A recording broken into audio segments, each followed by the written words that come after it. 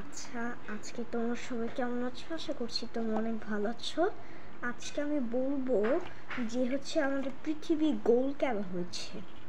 তারপরে আমাদের পৃথিবীর প্যাসিফিক ওশানের পরে সবচেয়ে বড় মহাসাগর কোনটা। চলো এই দুটো সম্পর্কে জেনে নেওয়া যাক।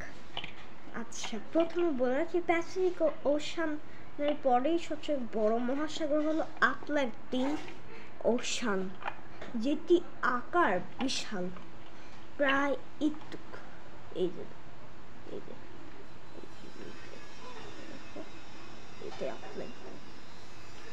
মহাসাগর। আর এমনকি তোমরা হয়তো জানো যে পৃথিবী কেন গোল। আসলে আমাদের পৃথিবী পুরোপুরি গোল তো না। আচ্ছা, তার একটা জিনিস জেনে নিই যে আমাদের সূর্য তৈরি কিভাবে হলো, মানে তৈরির ঘটনাগুলো কি, চলো জেনে নেওয়া যাক। আসলে সেই পিছিয়ে যেতে হবে 500 কোটি অথবা 5 মিলিয়ন বছর আগে, যখন একটা নেবুলা ছিল আমাদের সোলার সিস্টেমের জায়গায়। এই নেবুলাতে অনেক অনেক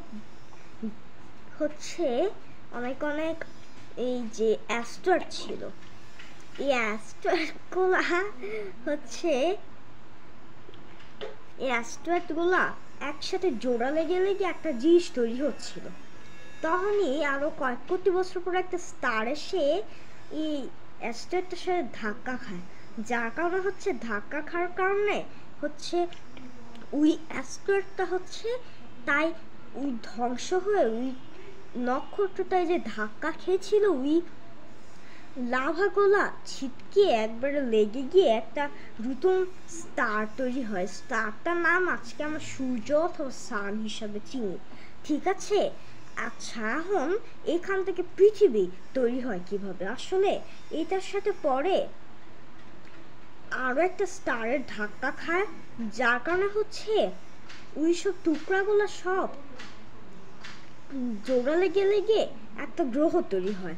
ওই গ্রহটা জুপিটার। তাহলে ভাবছো যে আমি তো পৃথিবীর কথা বলছি না।